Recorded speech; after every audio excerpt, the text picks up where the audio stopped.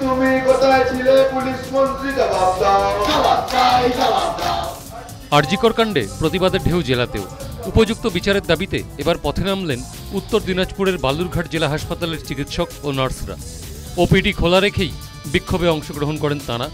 সেই সঙ্গে দোষীদের শাস্তির দাবিও করা হয়েছে। আমাদের আন্দোলনের উদ্দেশ্য কখনোই ছিল না যে পেশেন্ট পরিষেবা যাতে বিঘ্নিত হোক, ব্যাহত হোক, কোনোদিনই আন্দোলনের উদ্দেশ্য ছিল না। ওই জন্য প্রথম দিন থেকেই আমরা প্যারালাল ওপিডি চালিয়েছিলাম যাতে পেশেন্টের আউটডোর পরিষেবা ঠিক থাকে। কিন্তু সেটাও যেহেতু আস্তে আস্তে সুপ্রিম কোর্টের কালকে আমরা একটা বড় আশা পেয়েছি, তো সেই পেশেন্ট পরিষেবা যতটুকু বিঘ্নিত হচ্ছিল সেটুকুও যাতে না হয়, সেই জন্যই আগের মতো আন্দোলন, আগে যেমন ওপিডি চলতো সেরকমই ওপিডি এখন থেকে চলছে। আরজিকর কাণ্ডে দোষীদের শাস্তির দাবিতে রাস্তায় নামলেন বর্ধমানের কালনাকোটের আইনজীবীরাও।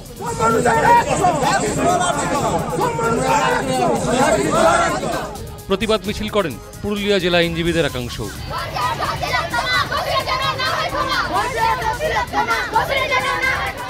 আরজিকর কাণ্ডে বিক্ষোভ দেখালেন হাওড়ার ইঞ্জিনিয়ারিং ইনস্টিটিউট ফর জুনিয়র এক্সিকিউটিভসের পড়ুয়ারাও। ইছাপুর থেকে কদমতলা পর্যন্ত প্ল্যাকার্ড হাতে মিছিল করেন তারা।